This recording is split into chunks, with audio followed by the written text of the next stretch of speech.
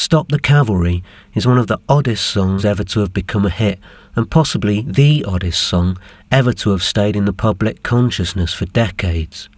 It's not that it sounds old-fashioned. Radio has a tolerance for that, especially if it's of the suave American variety, your White Christmas, your Santa Baby. But Stop the Cavalry is old-fashioned in a totally unhip, provincial, working-class English way, of which all other mainstream traces have been eradicated.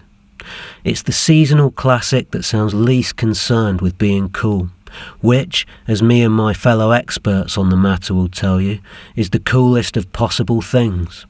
It starts out sounding like your neighbour mimicking an umpire band on a cheap synth. Then a real umpire band turns up to show him how it's done. And then there's that whole dubba-dubba-dum-dum bit, whose goal in life seems to be to push the song's levels of apple-bobbing, tea-supping goofball tween us up to 11.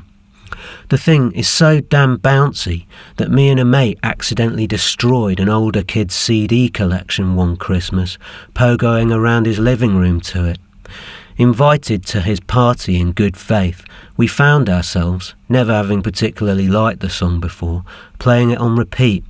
The evening's music selection was carelessly scattered on the floor, and splinters of jewel cases flew with every misjudged drunken landing. It's one of my happiest memories. Vocally, the song is a masterclass of understatement. Roy Wood sounds about 100 times more impassioned about celebrating Christmas on a permanent basis than Lewie does about bringing a permanent end to war. At times, he's on the brink of being drowned out by wispy synth pads and soft brass. What is it about this song that has endured? First, why don't we meet the man behind its creation? Jona Lewie was among a handful of older musicians lifted up by punk in the late 70s, along with Joe Strummer, the Stranglers, and, possibly taking the crown at 44, the Subversa of the Poison Girls. And Lewie wasn't even a punk. Already 30 years old when signed to Stiff Records in 1977, he started out playing R&B in the 60s. His band once backed Gene Vincent. He also did solo blues gigs under his real name, John Lewis, and played piano with the blues legend Arthur Big Boy Crudup. He then joined Brett Marvin and the Thunderbolts, with whom he had his first big hit. They adopted the name Pterodactyl and the Dinosaurs to back him on a novelty song he'd written. Seaside Shuffle was a UK hit in 1972, peaking at number 2. It's a warm day, the sun is shining. Someone say, let's go to Brighton, so we all get up on out. In other words, he was exactly the kind of gentle, old-fashioned artist who seemed destined to be spat out of existence the moment punk hit. Luckily for him, Stiff Records, despite being known as a punk label, wasn't seen that way by its owners. They had the Damned and the Adverts, but their tastes were broad. They also signed people like Nick Lowe and Alvin Stardust.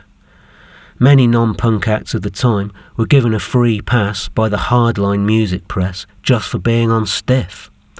Also, for all his unfashionable geniality, Lewie's deadpan, ironic approach fitted with the anti-showbiz attitude of the era. That said, his first 3 years on the label were a flop. He was sent on Stiff package tours, released a few singles, and put out an album that brilliantly titled On the Other Hand, There's a Fist. But nothing sold. On the verge of being dropped, he finally got a hit with the normcore classic You'll Always Find Me in the Kitchen at Parties, which got to number 16 in 1980. Do know washing up. I always leave the stuff piled up in the sink. That song had been in a batch of 4 demos Lewie had presented to Stiff that year. Can you guess what one of the others was? Stop the Cavalry was born while Lewie was playing around on his grandmother's piano. He found a bit of tune he liked and, thinking of the charge of the Light Brigade, came up with the line, "Can you end the gallantry?" He said the lyric mushroomed from there. Its main concern was one soldier who would be cold and hungry, while the men who started the war were eating great food back home by their warm coal fires. I imagined him being like an eternal soldier, like the eternal flame that burns under the Arc de Triomphe. Label boss Dave Robinson dismissed it as just another anti-war song. But Lewie persevered. Back at the drawing board, he added a brass repetition of the verse melody, demoed on a kazoo, and also used a Polymoog synth to further beef up the arrangement. Hearing this, Robinson loved it. Originally, the song's only link to the festive season was the line, "I wish I was at home for Christmas," but producer Bob Andrews added sleigh bells and a bell-like synth sound on the breakdown. Once the brass was overdubbed, it was a no-brainer to push the single as a Christmas record, especially since it was now October. The song was a smash, selling 4 million copies, only missing the top spot thanks to John Lennon's inconsiderate decision to be murdered at the start of December. As canny a move as that was, netting him the top 2 best-selling singles that Christmas, the sheer ruthlessness of Lennon's tactic struck some as being in poor taste.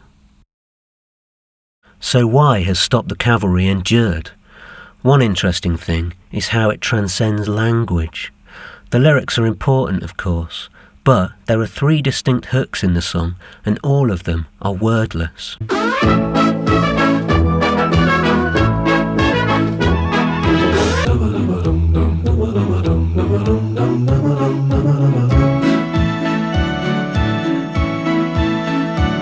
Don't know the words, don't speak the language, doesn't matter.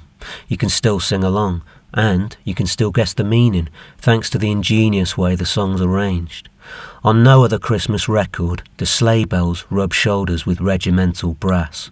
That combination alone tells you everything you need to know. In fact, the way the arrangement uses Christmas is actually quite ruthless. It effectively homes in on what was just a small detail in the lyrics, and tugs at your heartstrings by colouring the entire song with it. No matter your political views, everyone feels sorry for a cold, lonely soldier on Christmas. Also important is how it does this, by evoking what he's missing out on. They could have taken the opposite tack, making a song that sounded icy, fearful and desolate.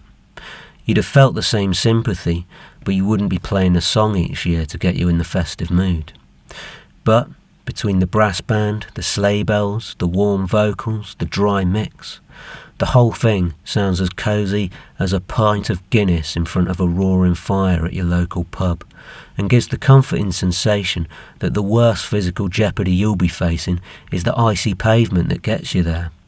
It's like a sound picture of the idealised Christmas. That's how it sounds to me anyway. But Stop the Cavalry being a Christmas record at all is just a matter of perception, as Lewie points out, saying it was mainly in this country that the Christmas aspect was pushed. In France it went to number 1 at the height of summer. Imagine that. To an English person that would be like drinking eggnog in a heat wave. He later said he spent the 80s and 90s trying to get over the success of the song, which was a worldwide hit. Except in America, but even there, a version by the Gwalia Singers has become one of the most requested holiday songs.